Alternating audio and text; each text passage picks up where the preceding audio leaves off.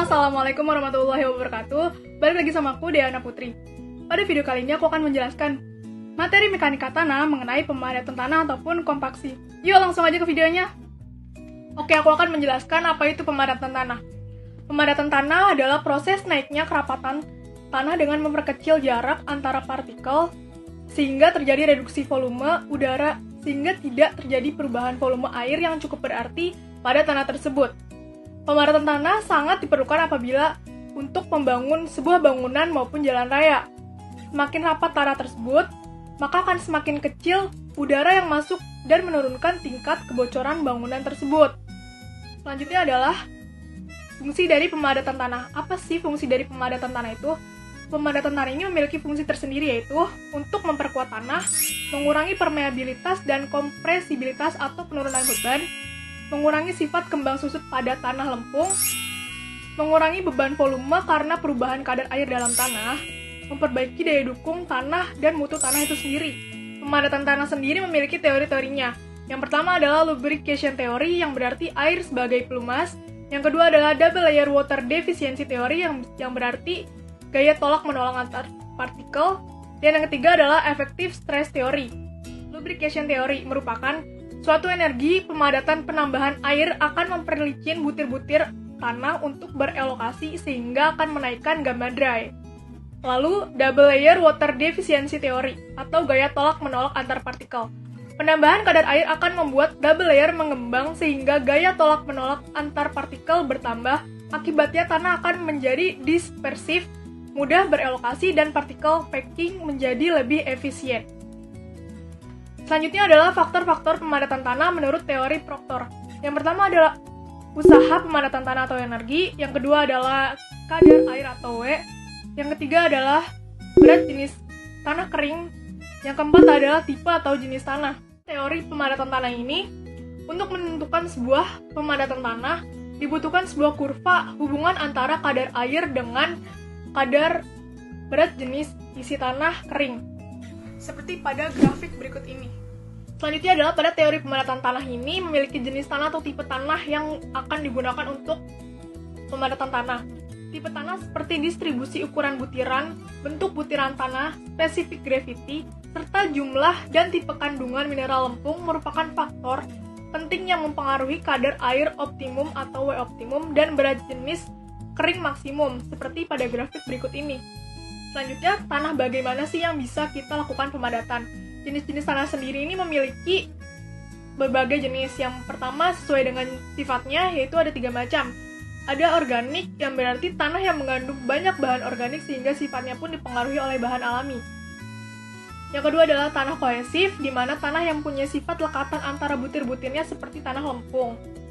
Dan yang ketiga adalah non-kohesif, tanah yang tidak memiliki lekatan antar butir-butirnya seperti pasir. Dan jika berdasarkan campuran butir tanahnya, tanah dibagi menjadi 2 jenis yaitu tanah butir halus dan juga tanah butir kasar. Tanah butir halus yaitu tanah yang teksturnya lembut atau sebagian besar tanahnya merupakan tanah udah lempung. Dan selanjutnya adalah tanah butir kasar atau tanah yang teksturnya kasar seperti pasir dan juga kerikil. Selanjutnya adalah kompaksi tanah butir kasar.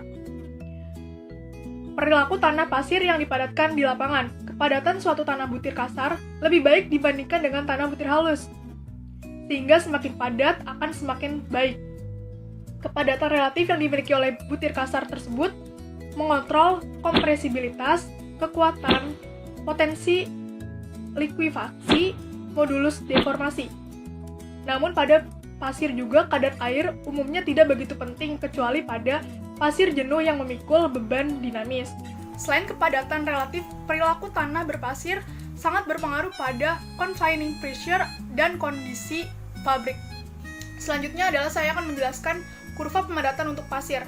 Berikut merupakan kurva pemadatan untuk pasir, di mana kepadatan yang lebih tinggi dapat diperoleh bila pasir adalah kering atau basah. Tetapi pada region C, tegangan kapiler antara butir menjadi semacam kohesi yang menahan butiran untuk berelokasi dan memadat. Vibrasi adalah metode yang paling efektif untuk pemadatan tanah pada tanah berpasir. Selanjutnya, perilaku di lapangan adalah sama dengan di laboratorium, ditentukan oleh kepadatan dan confining pressure. cara pemadatan yang berbeda di lapangan akan menghasilkan struktur tanah yang berbeda pula, atau vibratory atau tamping. Selanjutnya saya akan menjelaskan bagaimana kompaksi pada tanah berbutir halus atau lempung. Secara umum, sifat-sifat mekanik dari lempung yang dipadatkan bergantung pada cara pemadatan, energi atau convective effort, kadar air saat pemadatan, dan juga perubahan kadar air dan volume setelah pemadatan. Selanjutnya, pada tanah lempung yang dipadatkan, pemadatan dengan kadar air lebih rendah dari kadar air optimum atau WOPT akan menghasilkan struktur tanah yang flocculated atau aggregated. Pemadatan dengan kadar air lebih besar dari kadar air optimum akan menghasilkan struktur tanah yang deflocculated dan dispersed. Prinsip pemadatan yang menyangkut hubungan antara struktur dan perilaku tanah lempung. Pemadatan di sisi kiri kadar air optimum atau WOPT menghasilkan struktur lempung yang flocculated. Selanjutnya, untuk energi pemadatan yang sama, struktur lempung flocculated mempunyai kepadatan yang lebih rendah untuk void ratio yang sama. Struktur lempung flocculated lebih rigid, seperti pada grafik berikut ini. Untuk selanjutnya, struktur pada lempung deflocculated atau dispersed mempunyai ukuran pori yang lebih kecil dan lebih merata sehingga mempunyai permeabilitas yang lebih rendah seperti pada kurva berikut ini. Setelah mengalami pemadatan atau kompaksi, tanah butir halus atau tanah lempung ini memiliki kekuatan yang dipengaruhi oleh beberapa faktor berikut. Yang pertama yaitu kadar air dan kepadatan kering saat pemadatan. Yang kedua adalah struktur tanah saat pemadatan. Yang ketiga adalah besarnya pembebanan saat terjadi penjenuhan. Dan yang terakhir adalah tipe tanah lempung tersebut. Ini aku akan menjelaskan bagaimana uji pemadatan tanah di laboratorium. Uji pemadatan pada laboratorium biasa disebut dengan uji pemadatan Proctor, di mana hal itu merupakan metode laboratorium untuk menentukan eksperimental kadar air yang optimal, di mana suatu jenis tanah tertentu akan menjadi paling padat dan mendapatkan kepadatan kering maksimum. Istilah Proctor adalah untuk menghormati R.R. Proctor yang pada tahun 1933 menunjukkan bahwa kepadatan kering tanah untuk usaha pemadatan yang diberikan tergantung pada jumlah air tanah mengandung selama pemadatan tanah. Di mana uji Proctor ini sendiri memiliki dua jenis metode. Yang pertama yaitu Proctor standar, yang kedua yaitu Proctor modifikasi. Metode laboratorium ini juga diperlukan sebuah kurva yang sudah saya jelaskan tadi di awal. Kurva tersebut merupakan hubungan antara kadar air dan juga berat volume kering, serta kurva rongga udara 0 atau SR sama dengan 100%. Seperti pada grafik berikut ini, kurva rongga udara 0 tidak pernah berpotongan dengan kurva hasil pemadatan. Kurva ini menunjukkan posisi tingkat kepadatan tanah maksimal teoritis yang dapat dicapai jika tanah tersebut sangat padat dan tanpa rongga udara. Hal ini sulit diterapkan dalam grafik, karena rongga udara tidak mungkin dikeluarkan 100% ketika pemadatan dilakukan di laboratorium ataupun di lapangan. Namun, kurva ZAV atau Zero Air Void tersebut sangat berperan terhadap aspek kepadatan yang kita lakukan. Puncak kurva menunjukkan posisi kepadatan maksimum atau gamma dry maksimum dan kadar air optimum atau OMC, yang sering digunakan sebagai acuan dalam pekerjaan pemadatan di lapangan. Lalu, aku akan menjelaskan bagaimana rumus-rumus yang akan digunakan untuk memplotkan pada kurva pemadatan.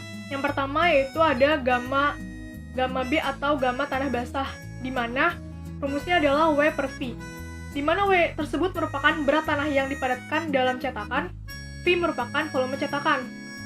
Selanjutnya adalah gamma D atau gamma dry, di mana rumusnya adalah gamma B per 1 plus W.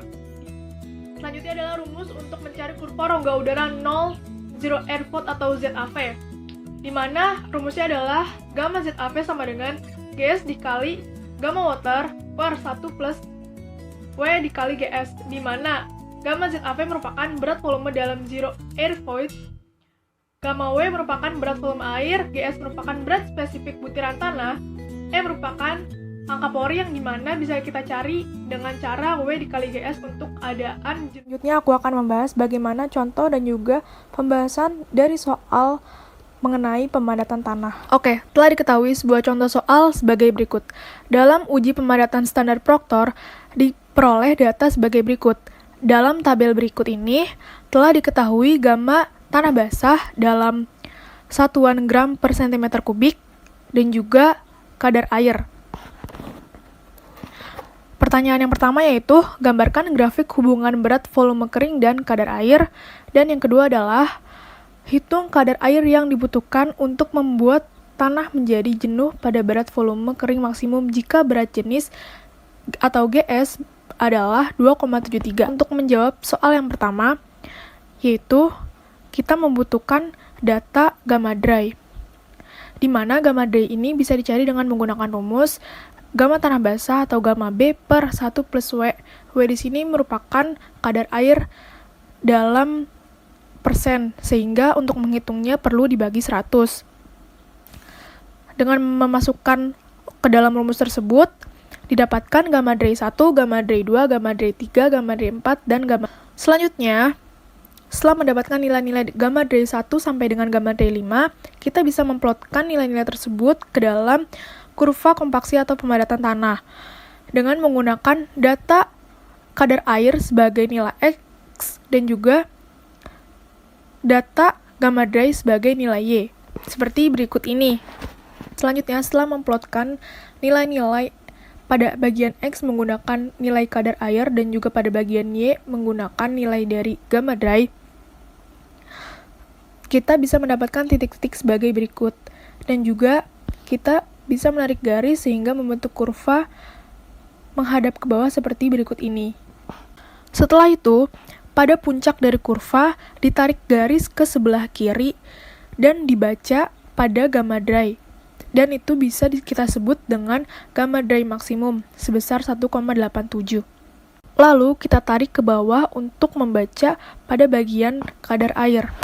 Sehingga bisa kita simpulkan untuk jawaban dari soal yang pertama atau soal A ini, yaitu dari gambar di atas diperoleh berat volume kering maksimum atau gamma dry maksimum sebesar 1,87 dalam satuan gram per sentimeter kubik dan kadar air optimum atau WOPT sebesar 14,9%. Kita lanjutkan untuk menjawab soal yang kedua atau yang B.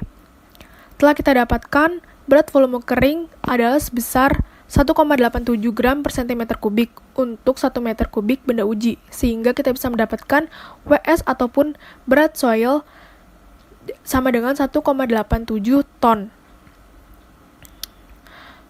Sehingga kita bisa mendapatkan volume padat menggunakan rumus WS per GS dikali gamma water sama dengan 1,87 per 2,73 dikali 1. Kenapa 1? Karena gamma water untuk satuan ton per meter kubik adalah sebesar 1, sehingga kita bisa mendapatkan hasil sebesar 0,685 meter kubik. Selanjutnya, hal yang harus kita lakukan adalah mencari volume air untuk penjenuhan atau VW. VW bisa kita dapatkan dengan cara 1 dikurang hasil dari volume padat tadi, yaitu 0,685, dan didapatkan hasil 0,315 meter kubik. Lalu kita mencari berat air atau WW, yaitu dengan cara VW dikali gamma water, sama dengan 0,315 dikali 1.